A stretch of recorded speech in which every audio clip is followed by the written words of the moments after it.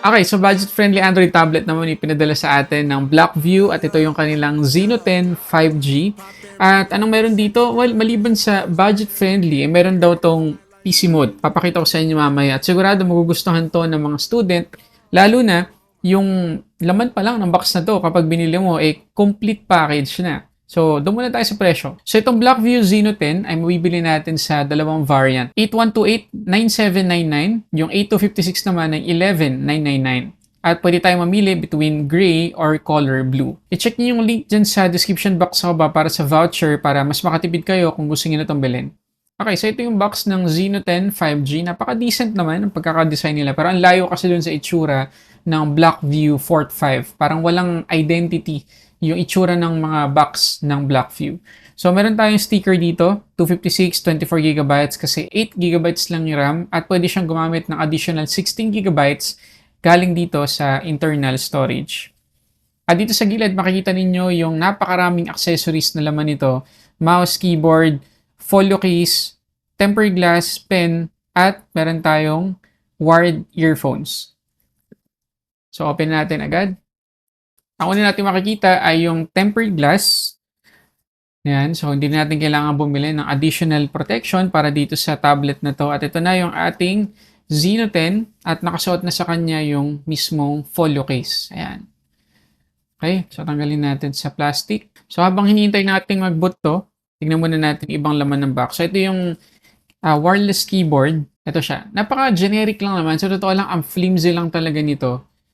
Ayan, comfortable naman yung pagta-type. Hindi na ako magreklamo dito kasi free lang naman. Pero huwag niyong expect na high quality itong keyboard na to. Wala siyang pogo pins. Ayan, wala kayong makikita dyan. So talagang via Bluetooth lang to. Meron siyang USB-C port dito para sa charging, on-off, tsaka connect. Medyo strange lang talaga na Bluetooth keyboard yung inilagay nila dito sa box. Dahil itong Blackview Zeno 10, may pogo pins dito. May connector siya ng wireless keyboard na hindi kailangan ng Bluetooth, di kailangan ng battery or i-charge, pero hindi yun yung inilagay nila dito. So malamang mabibili natin yung official keyboard para dito sa Zeno 10 via website. Okay, so balik tayo dito sa box. So meron tayo ditong pen. Again, generic lang din kagaya nung sa keyboard. Wala naman masyadong special. Hindi to Bluetooth. So wala siyang kahit anong additional action or feature kagaya ng mga Apple Pencil at iba pa. So nandito yung ating documentation. So ito naman, yung ating wireless mouse. Ayan. Ganda naman. Matte. No, hindi siya kapitan ng mga smudges. Lalo na gagamitin natin to sa maghapon, kunwari. Tapos mapawisan tayo. Hindi siya maglalagkit dito.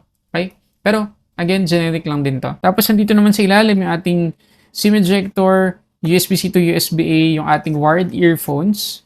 Ayan, USB-C siya. Wala tayong headphone jack sa ating Zeno 10. At ito yung ating 18 watts na charging brick. Pero kahit na mga generic freebies lang yung inilagay dyan ng Blackview sa kanilang box, masasabi ko na good job pa rin. Maraming salamat sa extra effort na ginawa nila para sa atin. Okay, so ito na yung ating Zeno 10. So ito yung kanyang folio case. Again, napaka-typical lang pero at least meron agad tayong magagamit for added protection dito sa ating tablet. At meron siyang wake feature. So kapag inopen natin yung folio case, ma-open naman siya. Pero sa ngayon, tanggalin ko muna dito sa case para mas makita natin yung mismong itsura ng tablet. So nga pala, meron tayong pre-installed na screen protector dito out of the box. So hindi naman tayo mapupwersa na i-install agad yung tempered glass kung hindi pa tayo ready. So ito yung likod niya.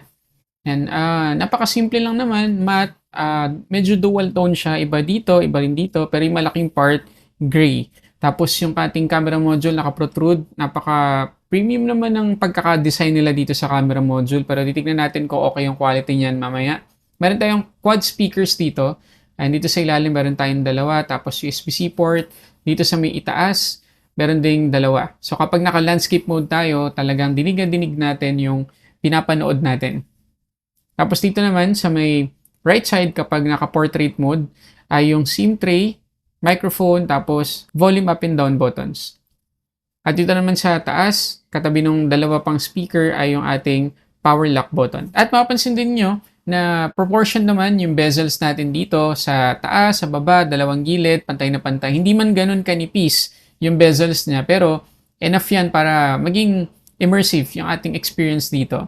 Ngayon, kagaya na nakita niyo sa title, itong Zeno 10 ay 5G. So, pwede tayong maglagay ng dalawang nano SIM dito sa kanyang SIM tray or isang nano SIM plus isang micro SD card. At pinapromise ng Blackview na yung SD card na pwede nating ilagay dito ay pwedeng umabot ng 2 terabytes. And kagaya dati, nag-speed test tayo gamit ang Gomo SIM. Dito rin sa kinuupuan natin ngayon sa studio, 172 Mbps yung kanyang download speed, 37.4 Mbps naman yung kanyang upload speed. Dito naman sa may fast.com, 170 Mbps yung download, 41 Mbps yung upload. So good news yun, di ba? Yung 5G connectivity natin dito sa Zeno 10 masasabi nating reliable kasi lumampas ng 100 Mbps dun sa dalawang test natin at good news yan dun sa mga students na nag-online class pa rin or gumagawa ng research, project sa bahay nila at kailangan ng data connection. At good news din yung ating Wi-Fi connectivity dito ay hindi lang 2.4 GHz kundi 5 GHz na rin. Ngayon pagdating naman sa display, meron tayo ditong 11-inch IPS LCD, 1200 by 1920 yung kanya resolution at aabot ng 90 Hz yung max refresh rate. Ngayon, medyo bluish lang in person na yung kanyang color production pero mag-enjoy pa rin naman tayo. Hindi naman ganun kalala. Pero kapag tinitilt lang natin tong tablet na to, medyo nagbabago yung color reproduction niya. Pero kung talagang diretso naman sa'yo yung tablet, nakaharap sa'yo yung screen, wala ka masyadong mapupunan na malaking issue. So again, yung timpla ng kulay lang niya, medyo bluish lang para sa mata ko compared sa ibang mga tablet na nagamit ko or na-review ko, pati na rin sa ibang mga phones.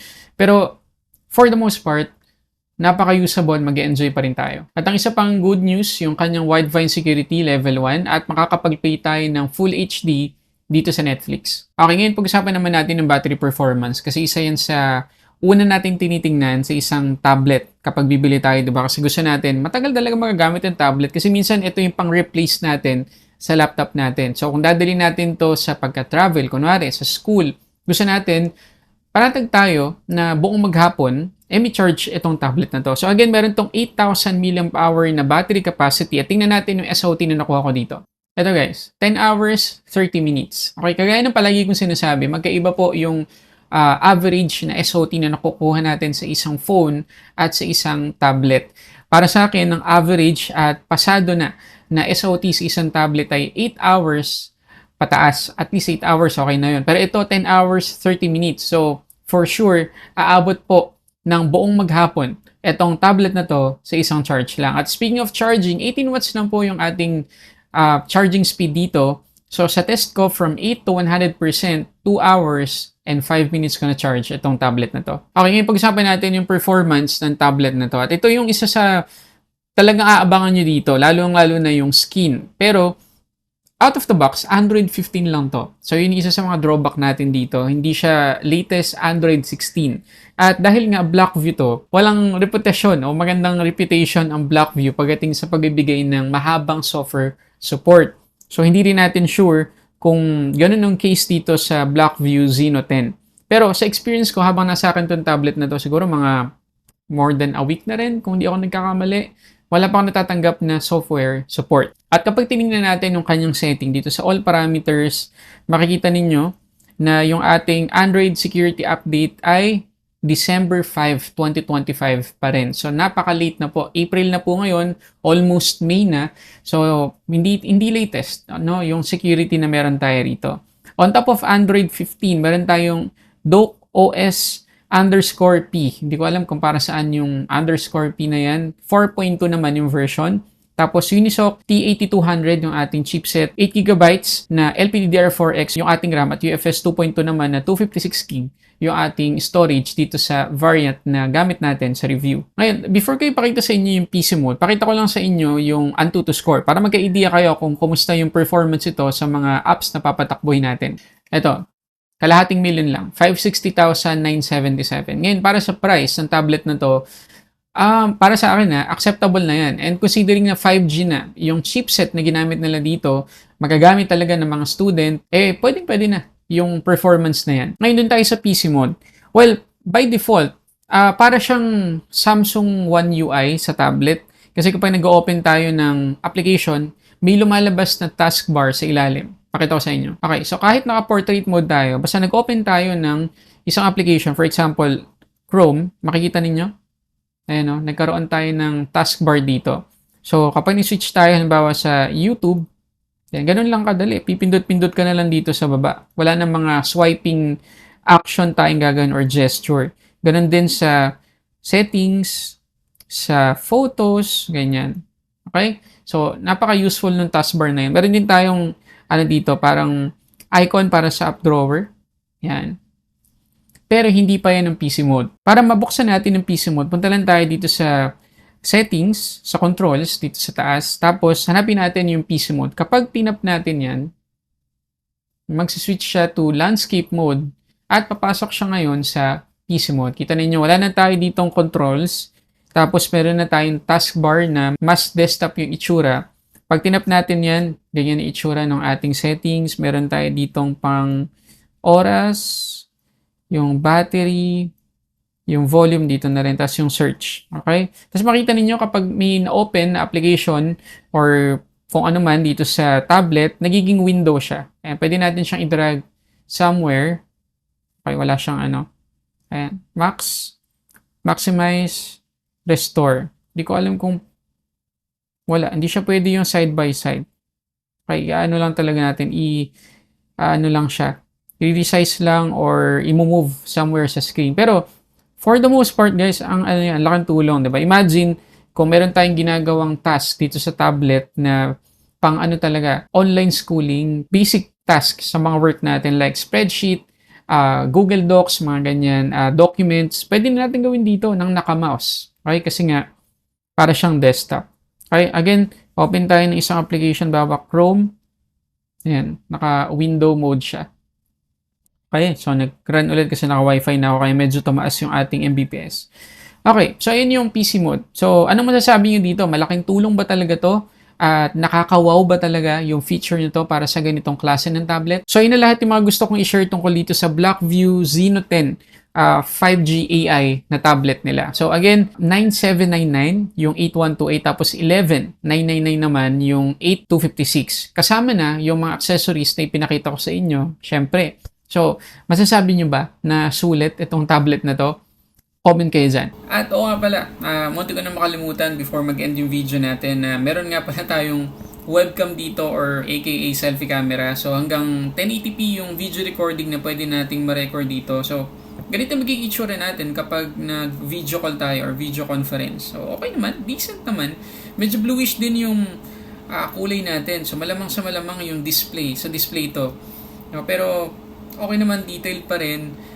Meron lang tayong nakatutok na mga liwanag dito pero well-balanced pa rin. Make sure nyo lang din na kung gagamitin ito for video calls, mayroon kayong sapat na liwanag kasi kapag low light, siguradong magkakaproblema kayo dito. Okay, pero hindi siya ganun ka-grainy, in fairness naman. Okay, ano masasabi nyo? Okay, so again, yan na lahat yung mga gusto ko i-share tungkol dito sa Zeno 10 5G. Nandyan yung link sa description box sa baba para sa updated pricing. At kung sakali na gusto nyo itong bilhin, nandyan yung voucher na bigay ng Blackview para meron pa kayong discount. Okay? So yun na guys, maraming salamat sa panonood para sa samot-saring unboxing your reviews. This is Sulit Tech Reviews.